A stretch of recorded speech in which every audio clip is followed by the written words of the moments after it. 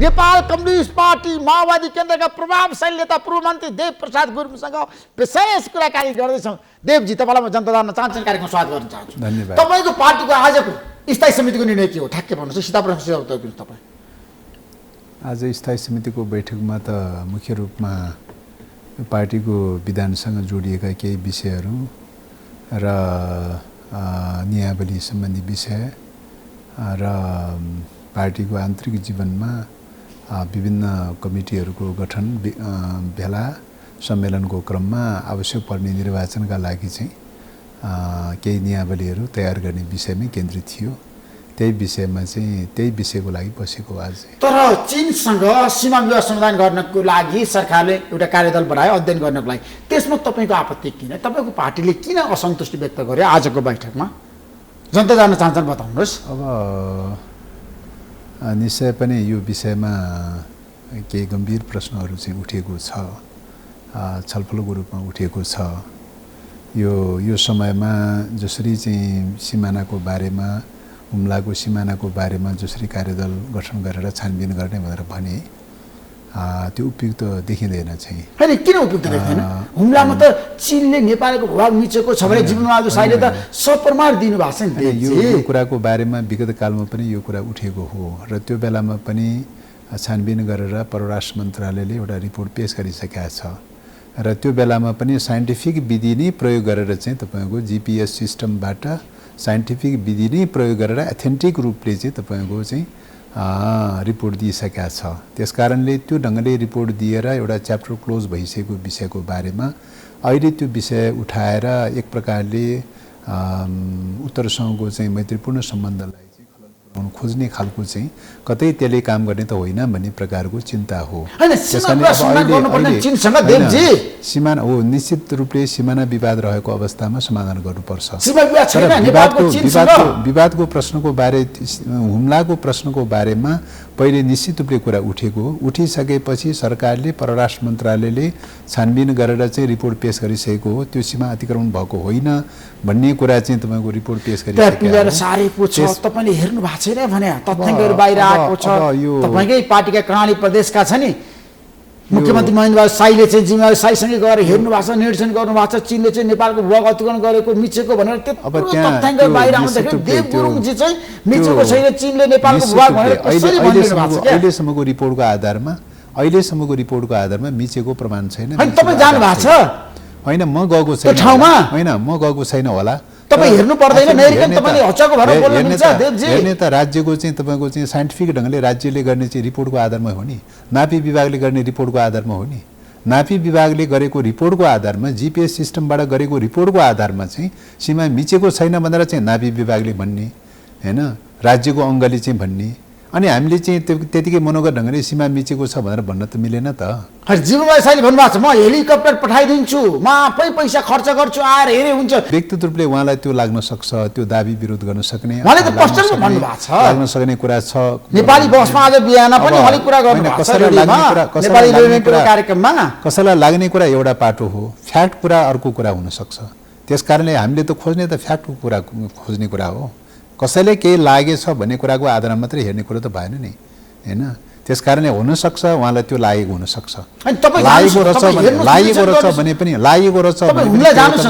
लागेको रहेछ भने पनि आन्तरिक रूपले चाहिँ तपाईँ खोजबिन गर्ने कुरा हो।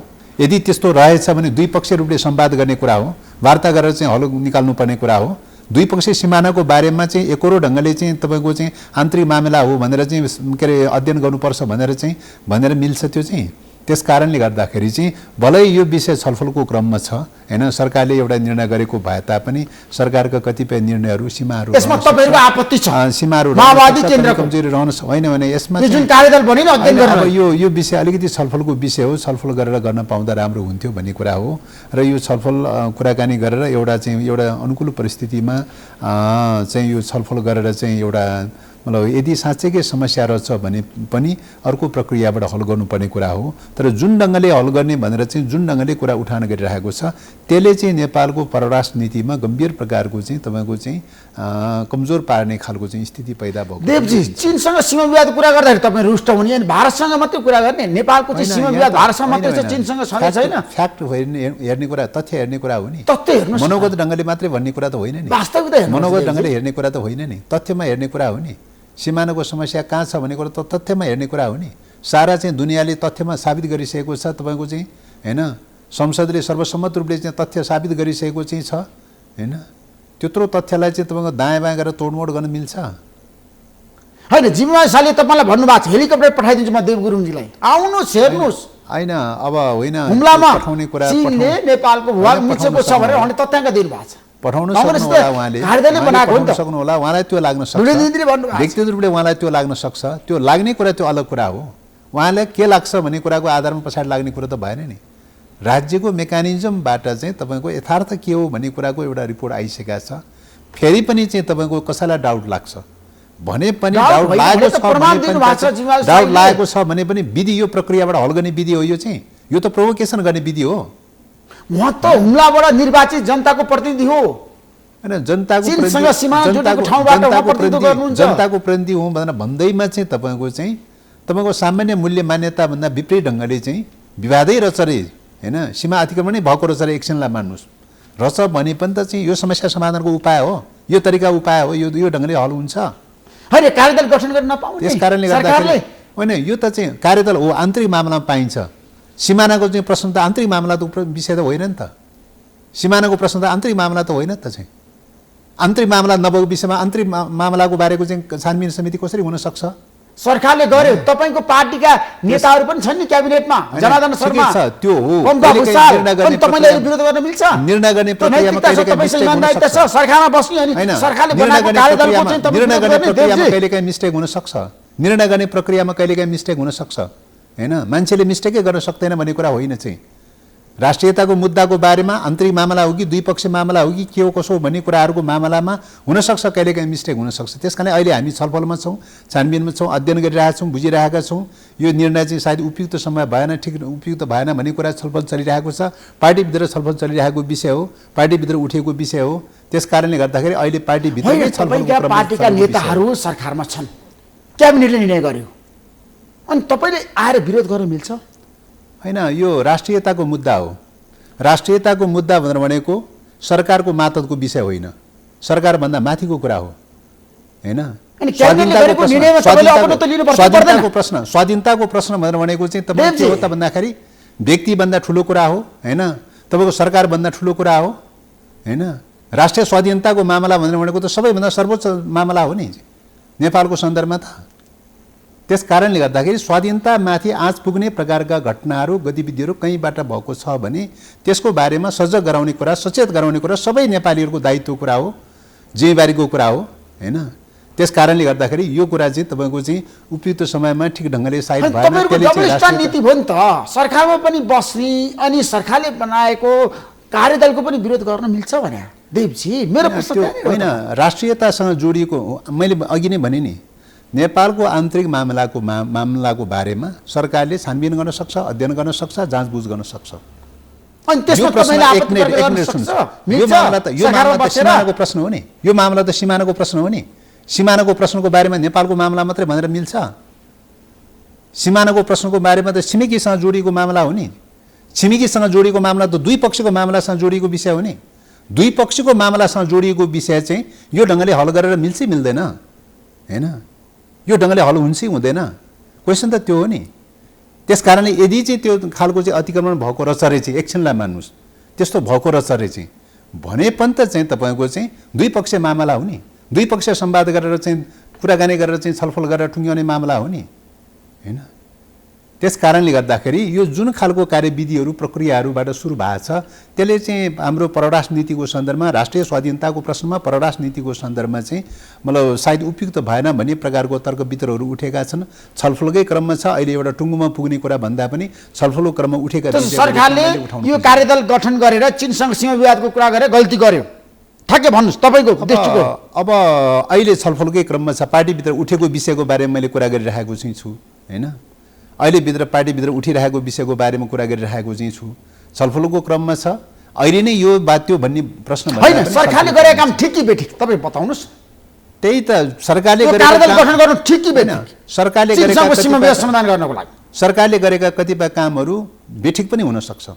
सरकारले गरेको यो काम बेठिक रहेछ भने गलत हो। डेमोक्रेसीमा के हुन्छ त भन्दाखेरि कतिपय बेठिक कुराहरूको बारेमा समीक्षा हुन्छ, मूल्याङ्कन हुन्छ हैन। डेमोक्रेसी हो नि अहिले त, डेमोक्रेसीमा त कतिपय कुराहरू समीक्षा हुन्छ, मूल्याङ्कन हुन्छ। फेरि यो परराष्ट्र नीतिसँग जोडिएको विषय हो, स्वाधीनतासँग जोडिएको विषय हो। स्वाधीनतासँग जोडिएको विषय त आम राजनीतिक दलहरू बिचमा सहमति चाहिँ खोज्नुपर्ने विषय हो। अन्तर्राष्ट्रिय के अरे द्विपक्षीय मामलासँग जोडिएको विषय हो चाहिँ यो त एउटा कुनै संस्था विशेषको मामला त होइन त।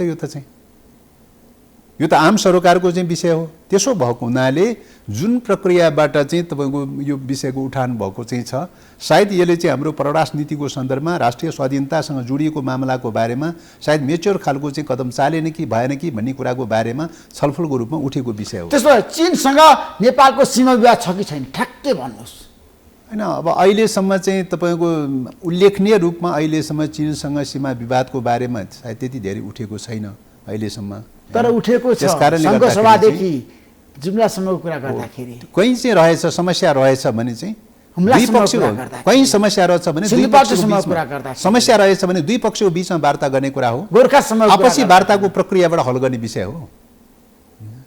त्यसमा सरकारले अध्ययन गर्ने कार्यदल बनाउन मिल्दैन होइन। यो ढङ्गले चाहिँ तपाईँको यो प्रक्रियाबाट चाहिँ कुनै पनि द्विपक्षीय समस्याको बारेमा यो ढङ्गले गरेर चाहिँ समस्या हल भएको देखिँदैन चाहिँ। चीनसँग सीमा विवाद सम्बन्धी कारणले गर्दाखेरि समस्या हल गर्ने तरिकै होइन त यो त चाहिँ। यो त प्रोभोकेटिभ गर्ने तरिका हो नि, प्रोभोकेसन गर्ने तरिका हो नि। कतिपय शक्ति केन्द्रहरूको चाहिँ तपाईँको उसकाउटमा चाहिँ प्रोभोकेसन गर्ने तरिका हो नि यो त चाहिँ। छिमेकीहरूसँग मैत्रीपूर्ण सम्बन्धलाई बिगार्ने तरिका हो नि यो चाहिँ त। यसको पछाडिका शक्ति केन्द्र को होला त? यो कार्यदल प्रधानमन्त्रीले किन बनाउनु? नेपालको राष्ट्रिय स्वाधीनतासँग जोडिएको मामलाहरूको सन्दर्भमा नेपालको यतिखेरको चाहिँ मुलुकको चाहिँ स्थितिमा एउटा कमजोर रहेको अवस्थामा अस्थिरता एक प्रकारको चाहिँ एउटा चाहिँ अस्थिरता रहेको स्थितिमा कतिपय शक्ति केन्द्रले नाजायज फाइदा उठाउन सक्छ हैन, त्यो प्रयास गर्न सक्छ। त्यस कारणले गर्दाखेरि यो बेलामा राष्ट्रियताको सङ्कट परेको बेला हो। राष्ट्रियता सङ्कट परेको बेलामा सबै एक ढिका हुन जरुरी छ। राष्ट्रियताका मुद्दाहरूमा आम सहमति जुट्न जरुरी छ, जुटाउन जरुरी छ। कुनै पनि समस्याको बारेमा संवादको तरिकाबाट हल खोज्नु पर्दछ हैन। राष्ट्रियताको बारेमा सहमति हुनुपर्छ, विदेश नीतिको बारेमा सबै दलको छ नि एउटै स्वर हुनुपर्छ। तर तपाईहरु आज एउटा कार्यदल गठन गर्दा विरोध गर्नुहुन्छ हैन। यो सरकारले गरेको काम त तपाईहरु राष्ट्रियताको मुद्दाको बारेमा चाहिँ तपाईको के हो त भन्दाखेरि कहीं चाहिँ तपाईको मिस्टेक भएको छ भने त्यो क्वेशन उठ्छ। यो त डेमोक्रेसी हो नि हैन। मान्छेले कमी कमजोरी नै गर्दैन भनेर निरपेक्ष सरकारले मिस्टेक गर्न सक्छ। मिस्टेक गर्यो भने पनि तपाईँ के हो त भन्दाखेरि चाहिँ सुझाव आलोचना सुझावहरू उठ्छ, करेक्सन गर्ने प्रक्रिया खोजी गर्ने हो, सुधार गर्ने प्रक्रिया खोजी गर्ने कुरा हो हैन। दुनियाँमा मिस्टेकै गर्दैन भनेर दुनियाँमा कसैलाई कल्पना गर्न मिल्दैन चाहिँ। मिस्टेक त हुन सक्छ त, काम गर्ने क्रममा मान्छेले काम गर्ने क्रममा सरकारले विरोध गर्नु चाहिँ राम्रो हुँदैन क्या मेरो प्रश्न तपाईलाई हैन। त्यो त यो त राष्ट्रियताको मुद्दा हो, स्वाधीनताको मुद्दा हो। स्वाधीनताको मुद्दाको बारेमा त सरकार भन्दा माथिको मामला हो। तपाईको पार्टीका नेताहरूलाई राष्ट्रिय स्वाधीनता थाहा छैन, सरकार मातहतको मामला हो र पम्पा भुसाललाई। त्यही त यो विषयहरूको बारेमा चाहिँ तपाईको चाहिँ यो विषयहरूको बारेमा जुन ढङ्गले चाहिँ के अरे प्रक्रिया सुरु भएको चाहिँ छ, यो प्रक्रियाको बारेमा अहिले क्वेसनहरू उठेको छ। यो ठिक भएन कि भन्ने क्वेसन उठेको छ, छलफल चलेको छ भनेर त भनिरहेको छु त मैले। हैन शेरबहादुर देउवालाई राष्ट्रियताको लागि आजको दिनमा छ नि माया छैन, छलफलै गर्न नपाउने भने राष्ट्रियताप्रति उहाँलाई तपाईले प्रश्न उठाउन मिल्छ। व्यक्तिको मामला हो र, व्यक्तिको मामला हो र यो चाहिँ। उहाँ राष्ट्रवादी नेता होइन, मामला हो, राष्ट्रवादी नेता होइन, गैरअधिकारी राष्ट्रवादी नेता होइन। तपाईले किन प्रश्न खडा गर्नुभयो त? व्यक्तिको बारेमा टीका टिप्पणी गरेका छु र। नीतिगत रूपले गर्ने कतिपय निर्णयहरूको बारेमा चाहिँ हुन सक्ने कुराको बारेमा समीक्षा हुन्छ हुँदैन, मूल्याङ्कन हुन्छ हुँदैन, छलफल हुन्छ हुँदैन डेमोक्रेसीमा हैन। डेमोक्रेसीमा त छलफल हुन्छ त। कुनै एउटा नोकरशाही व्यवस्था त होइन त यो त चाहिँ, तानाशाही व्यवस्था त होइन, निरङ्कुश र फाँसीवादी व्यवस्था त होइन त चाहिँ। यो त डेमोक्रेसी हो नि। डेमोक्रेसीमा त कतिपय सीमाहरू हुन्छन्, मान्छेले काम गर्ने क्रममा सीमाहरू हुन्छन्, कमी कमजोरी हुन सक्छ। यो त्यो पनि राष्ट्रियताको मुद्दासँग जोडिएको विषय हुन्छ। राष्ट्रियताको मुद्दाको विषयमा छलफल राष्ट्रियताको बारेमा सरकारमाथि तपाईँले प्रश्न खडा गर्न मिल्छ भने राष्ट्रियताको मुद्दा भनेको सरकारभन्दा माथिको मुद्दा हो, सरकार मातहतको मुद्दा हो र स्वाधीनताको प्रश्न भनेको सबैभन्दा माथिको सर्वोच्च मुद्दा हो। त्यसमा यो सरकारले राष्ट्रियता र राष्ट्रिय स्वाधीनतालाई मानेन। काम गर्ने क्रममा कहिलेकाहीँ मिस्टेक हुन सक्छ चाहिँ, हैन? मिस्टेक भएको छ कि भनेर समीक्षा गर्नुपर्छ, मूल्याङ्कन गर्नुपर्छ, छलफल गर्नुपर्छ, सजग र सतर्क गराउनुपर्छ। भविष्यका दिनहरूमा फेरि त्यस्तो दोहोरिन सक्छ, हैन? आलोचनात्मक प्रकारको पाटो त डेमोक्रेसीको त सुन्दर पाटो हो नि। आलोचनात्मक पाटो बिनाको चाहिँ तपाईँको डेमोक्रेसी हुन्छ, त्यो पनि राष्ट्रियताको मुद्दामा। त्यस कारणले गर्दाखेरि चाहिँ काम गर्ने क्रममा कहिलेकाहीँ मिस्टेक हुन सक्छ। मिस्टेक भएको रहेछ भने त्यो समीक्षा गर्ने हो, मूल्याङ्कन गर्ने कुरा हो। भविष्यका दिनहरूमा दोहोरिन नदिनका लागि सजग गराउने हो, सतर्क गराउने। अध्ययनको लागि कार्यदल गठन गरेर सरकारले गल्ती गर्यो। यो कार्यविधिबाट, यो प्रक्रियाबाट समस्या हल चाहिँ हुँदैन भन्ने हो चाहिँ।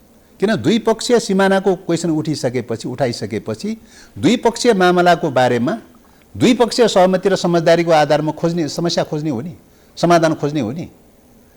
एउटा पक्षले चाहिँ तपाईँको चाहिँ प्रोभोकेटिभ ढङ्गले चाहिँ अर्को पक्षले सीमा मिच्यो कि भनेर प्रोभोकेटिभ ढङ्गले प्रचार गर्ने विषय त होइन त।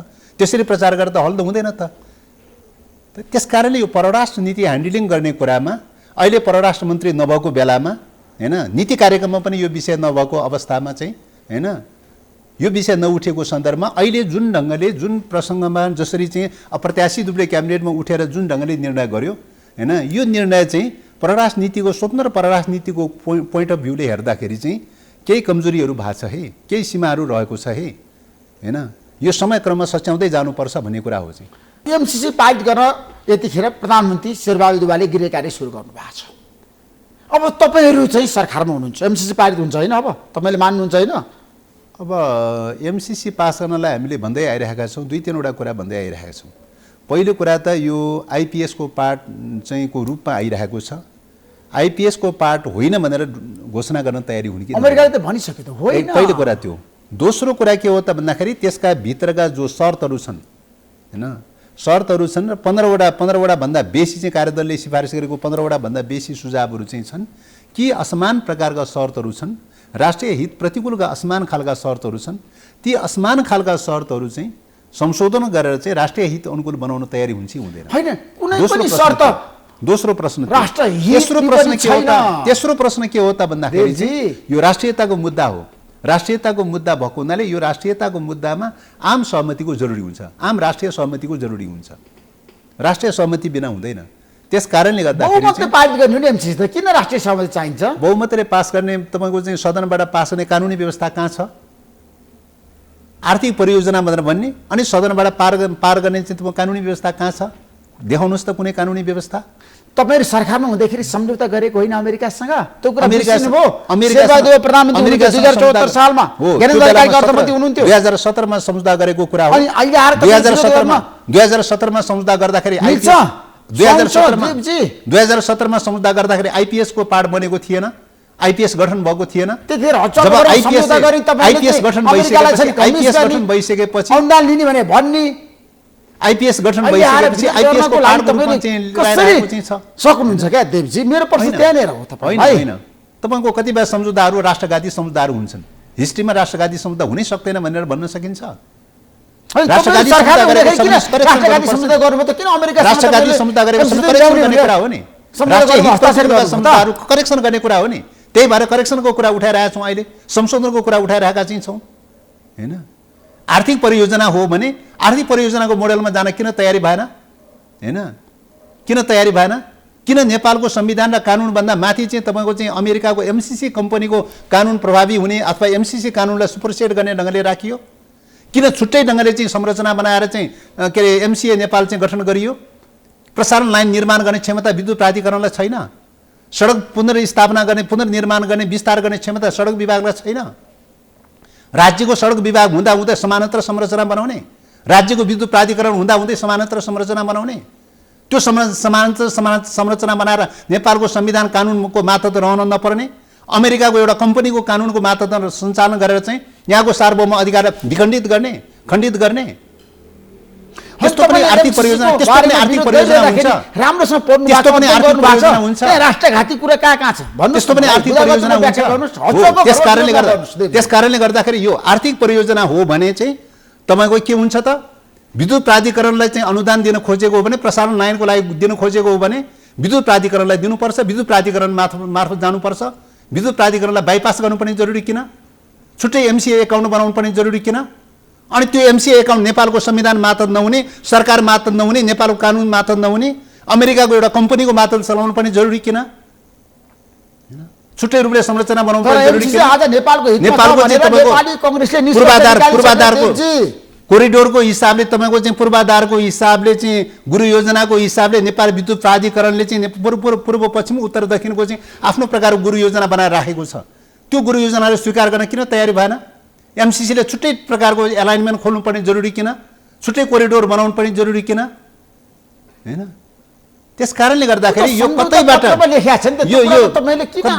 यो कतैबाट चाहिँ जानुको विकल्प के छ तपाईहरुसँग यो चाहिँ कतैबाट चाहिँ हेर्दाखेरि पनि के देखिन्छ त भन्दाखेरि यो नेपालको राष्ट्रिय हित अनुकूल देखिँदैन चाहिँ हैन हैन तपाईहरु चीनको दबावमा चाहिँ आज एमसीसी पारित हुँदैन गर्न हुन्न भने किन भनिरहनु भएको छ हैन यो कसैको दबाव र नदबावको प्रश्न होइन बाहिर आइसक्यो प्रश्न के हो त भन्दाखेरि नेपालको स्वाधीनतालाई हेर्ने प्रश्न हो नेपालको स्वाधीनतालाई हेर्ने प्रश्न हो आर्थिक परियोजना हो भने चाहिँ विगत कालमा अमेरिकाको चाहिँ तपाईको चाहिँ के रे थुप्रै कम्पनीहरूले सञ्चालन गरिरहेको छ कार्यक्रम चाहिँ युएसएडले चलाइरहेको छ युएसएडको मोडेलमा जान किन तयारी भएन ब्रिटेनको डीएफआईको मोडेलमा जान किन तयारी भएन जर्मनको जेटीजेडको मोडेलमा जान किन तयारी भएन स्विजरल्यान्डको एसडीसीको मोडेलमा जान किन तयारी भएन हैन त्यसकारणले गर्दाखेरि आर्थिक परियोजना हो भने चाहिँ आर्थिक परियोजनाको अन्तर्राष्ट्रिय मोडेल छ त्यो मोडेलको दायराभित्र रहन किन तयारी भएन एमसीसी यो त अनुदान हो यत्रो ठुलो अनुदान दिएको छ अमेरिकाले तपाईहरुलाई अनुदान भनेर भन्दा अनुदान हो भने नेपालको विकासको लागि अनुदान हो भने चाहिँ विद्युत लाइन प्रसारणको लागि अनुदानको चाहिँ रूपमा हो भने त्यत्रो दबाव किन चाहिँ आज पनि पास गर्नु पर्यो भोलि पनि पास गर्नु पर्यो भने दबाव दिनुपर्ने जरुरी किन अमेरिकाले भनेको छ यदि तपाईलाई यो रकम चाहिन भने तपाई फिर्ता गर्नु चाहिदैन भने फिर्ता गर्नुस् न रकम त्यही त यो चाहिँ अनुदान हो भने भन्नुस् न अनुदान लिन सरकार हुनुहुन्छ अनुदान लिनको लागि त अनुदान लिनको लागि अर्थमन्त्री हुन्छ जनरल शर्मा अमेरिकालाई बोलाएर भन्नुस् त्यही कुरा भइरहेछ लिँदैन भने भन्नुस् न त्यही कुरा भइरहेछ लिने र नलिने प्रश्न भन्दा पनि आर्थिक परियोजनाको बारे फिर्ता गर हामी यो परियोजना फिर्ता परियोजनाको बारे विवाद होइन आर्थिक परियोजनाको बारे विवाद गरेछ र यो त आर्थिक परियोजनाको आवरणमा सैन्य योजना आयो भन्ने प्रश्न हो यो चाहिँ सैनिक योजना आउँछ किन होइन कसरी आउँछ किन होइन देवजी किन होइन एमसीए हवादारी कुरा हो एक मिनेट सुन्नुस् एमसीए एकाउन्टको लागि सबै प्रकारको कानुनी छुट दिनुपर्ने जरुरी किन विदेशी नागरिक ल्याउनलाई चाहिँ सबै प्रकारको छुट दिनुपर्ने जरुरी किन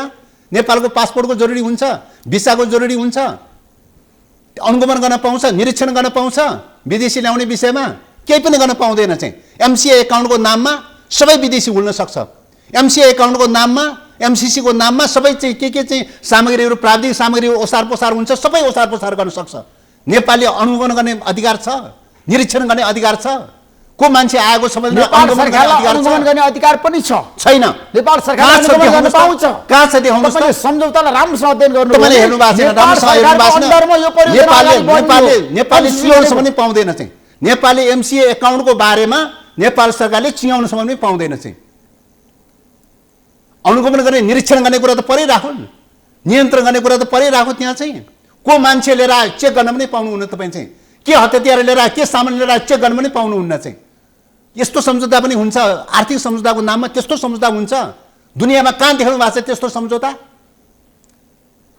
होइन अमेरिकाले नेपालमा सेना किन ल्याउने क्या देवजी मेरो प्रश्नै छ नि तपाईको चाहिँ सुपर पावरको चाहिँ बीचको चाहिँ तपाईको चाहिँ प्रतिस्पर्धा देखिरहनु भएकै छ अन्तर्राष्ट्रिय रूपमा देखिरहनु भएकै छ सैन्य प्रतिस्पर्धामा जानका लागि चाहिँ तपाईको चाहिँ एउटा प्रकारको सैन्य गठबन्धनको अभ्यासमा लागिरहनु भएकै छ हैन इन्डो पेसिफिक स्ट्राटेजिक पार्टनरशिप चाहिँ सैन्य गठबन्धनको रूपमा लागिरहनु भएकै छ हैन त्यतिले नपुगेर क्वाडको रूपमा चाहिँ तपाईको प्रक्रिया सुरु गरिरहनु भएकै छ सभ्यताको केन्द्र त एसिया बन्न खोज्दैछ नि विकासको केन्द्र त एसिया बन्न खोज्दैछ नि पश्चिमको चाहिँ विगत कालको चाहिँ पश्चिमको सभ्यताको केन्द्र एसिया सर्दैछ चाहिँ विकासको मोडल त एसिया केन्द्रित हुँदैछ। होइन, अमेरिकन सेना कहाँबाट आउने? एसियामाथि चीनबाट भारतबाट ल्याउनु पर्यो, तपाईँलाई थाहा छ समस्या छ नि त। मेरो प्रश्न कहाँने भन्दा अमेरिकन सेना नेपालमा ल्याउनलाई धेरै गाह्रो छ क्या, कठिन छ क्या देवजी।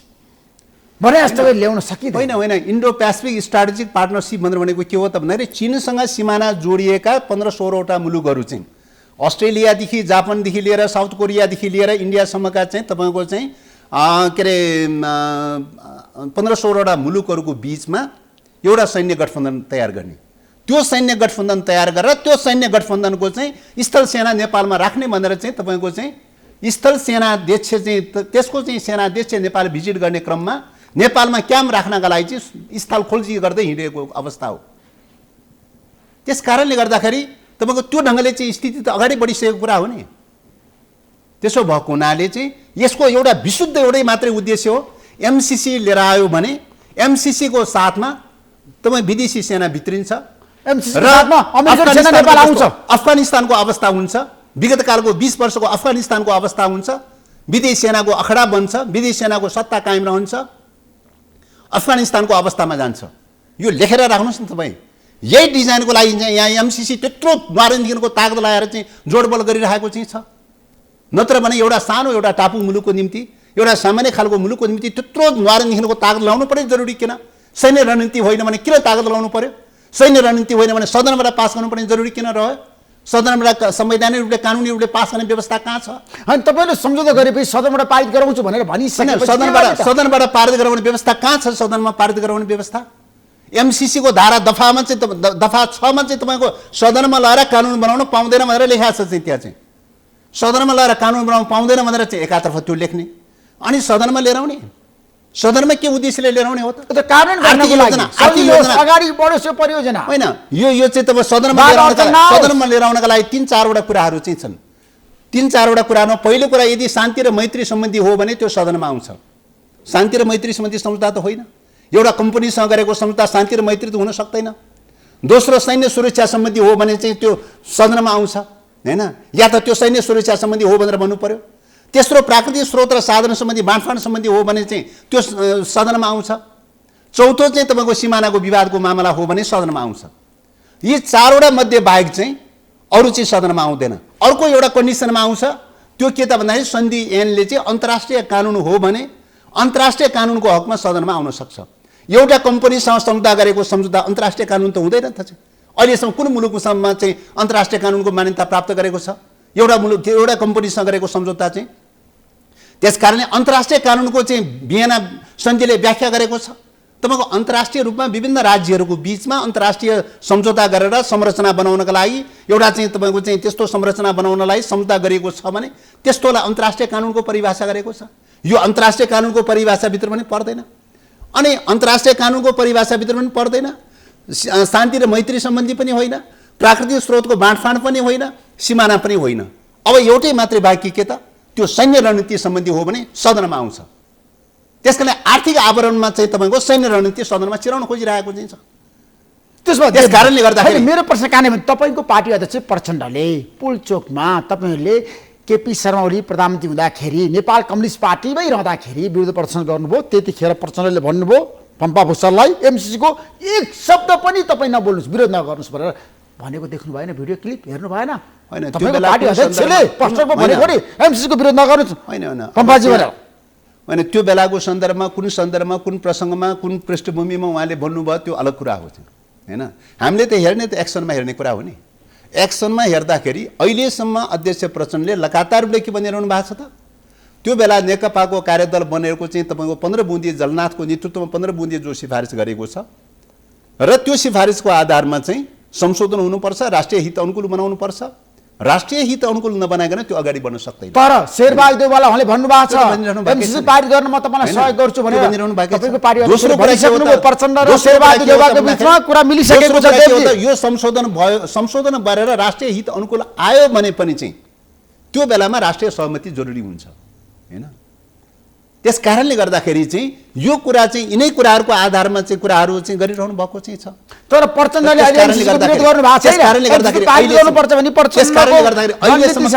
अहिलेसम्म 5 दलको बिचमा चाहिँ एमसिसी पारित त भएको छैन त चाहिँ। 5 दलको बीचमा एमसीसी सहमति त भएको छैन, एमसीसी पारित त भएको छैन। 5 दलको बीचमा सहमति गर्छु भन्ने प्रधानमन्त्रीको भनाइ छ। होइन, उहाँले चाहनु होला, उहाँले प्रयास गर्नु होला, तर अहिलेसम्म चाहिँ एमसीसीको बारेमा के अरे 5 दलीय गठबन्धनमा सहमति भएको छैन। सहमति हुन्छ हुँदैन एमसीसी पारित गर्नको लागि? अब मलाई लाग्छ सहमति हुन सक्दैन चाहिँ। यही स्थितिमा यथास्थितिको डकुमेन्ट चाहिँ सहमति हुन सक्दैन। एक तपाईँले एमसीसी पारित गर्नु भएन भने केपी शर्मा ओलीले शेरबहादुर मिलेर गर्ने। अब राष्ट्रियताको मुद्दालाई चाहिँ तपाईँको मिचेर चाहिँ राष्ट्रिय स्वाधीनतालाई मिचेर नेपाली स्वाधीनतामाथि विदेशी सेनाको बुड बजार्नलाई चाहिँ खोज्नलाई चाहिँ गर्न खोज्ने हो भने त्यस्तो प्रकारको चिन्तन प्रवृत्तिसँग सम्झौता हुन सक्दैन। त्यसो भए तपाईँहरू सरकारबाट बाहिर हुनुहुन्छ त्यतिखेर? प्रधानमन्त्री भने अगाडि राष्ट्रियताको मुद्दा भनेको त सरकारभन्दा माथिको मुद्दा हो। मैले अघिदेखि नै भनिरहेको छु, स्वाधीनताभन्दा चाहिँ माथि चाहिँ चिज केही पनि हुँदैन चाहिँ, होइन? स्वाधीनताको मामलामा कसैसँग कम्प्रोमाइज गर्ने कुरा हुन्छ? कसैसँग सम्झौता गर्ने विषय हुन्छ? आफ्नो स्वाधीनता, आफ्नो भूमिलाई चाहिँ बन्धक राख्ने कुरामा कसैसँग सम्झौता गर्ने कुरा हुन्छ? कुराकानी गर्नुभयो र एमसीसी पारित गर्नको लागि अब मिलेर जानुपर्छ भन्ने प्रस्ताव। अब ज्ञानेन्द्र बहादुर कार्कीले कानुन मन्त्रीले के विषयमा कुराकानी गर्नुभयो, के विषयमा कुराकानी गर्नु भएन उहाँले नै भन्नु होला, होइन? मैले प्राप्त गरेको जानकारी अनुसार त्यो विषयमा चाहिँ सायद कुरा भएको मलाई जानकारी छैन, होइन? त्यस कारणले गर्दाखेरि चाहिँ यो चाहिँ पनि सायद मनोगत प्रचारको भेटघाटै हुँदैन भन्ने कुरा होइन, भेटघाट हुन्छ। एमसीसीको उपाध्याय चाहिँ नेपाल आउँदै हुन्छ, तपाईँलाई थाहा छ? अमेरिकाले त पठाइसक्यो प्रतिनिधि। होइन, एमसीसीको चाहिँ प्रतिनिधि अथवा चाहिँ कुनै अधिकारीहरू भिजिट गर्ने कुरा, भ्रमण गर्ने कुराको बारेमा कोही मान्छे कोही कतै भ्रमण गर्ने कुराको बारेमा भ्रमणलाई अन्यथा मान्ने कुरो हुँदैन। तर कन्टेन्टमा हेर्ने कुरा हो, विषयमा हेर्ने कुरा हो। एमसीसी पास गर्नलाई दबाब दिने खालको चाहिँ एजिटिज रूपमा पास गर्नलाई दबाब दिने खालको भयो भने नेपालमाथिको, नेपालको स्वाधीनतामाथिको हस्तक्षेप हुन्छ। हस्तक्षेपलाई हामी सहन सक्दैनौँ, होइन? तर यहाँ त धेरैले हस्तक्षेप गरेको छैन, तपाईँहरू बोल्नुहुन्न। त्यही त, जहाँ जहाँ हस्तक्षेप भएको छ त्यही बोल्ने हो चाहिँ, होइन? नभएको कुराको मनोगत खालको कुरा गर्ने कुरा त आउँदैन। जहाँ हस्तक्षेप भएको छ त्यही बोल्ने हो चाहिँ। नेपालको राजनीतिमा विदेशीको हस्तक्षेप छ? अब नेपालको स्थितिको सन्दर्भमा भन्नुपर्दाखेरि राजनीतिक रूपले निश्चित रूपले हो चाहिँ। नेपाल लामो समयदेखि अर्धसामन्ती र अर्ध औपनिवेशिक स्थितिबाट गुज्रदै आइरहेको अवस्था हो, होइन? सामन्तवाद राजतन्त्रको विस्थापनबाट सामन्तवाद एक हदसम्म विस्थापित भएको चाहिँ छ। तर विदेशीहरूको एकाधिपत्य, विदेशीहरूको प्रभुत्व, विदेशीहरूसँग असमान सन्धि सम्झौताहरू लगायतका चाहिँ विदेशीहरूको प्रभुत्व चाहिँ अझै पनि यथावत कायम छ।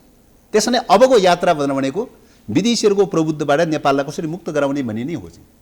समाजवाद उन्मुख चाहिँ दिशामा जानुपर्छ अथवा चाहिँ समाजवाद उन्मुख कार्यक्रमको रूपमा लैजानुपर्छ, होइन? भनेर भन्नुको तात्पर्य के हो त? समाजवादको लागि चाहिँ आर्थिक रूपले समृद्ध नभइकन, आत्मनिर्भर नभइकन हुँदैन।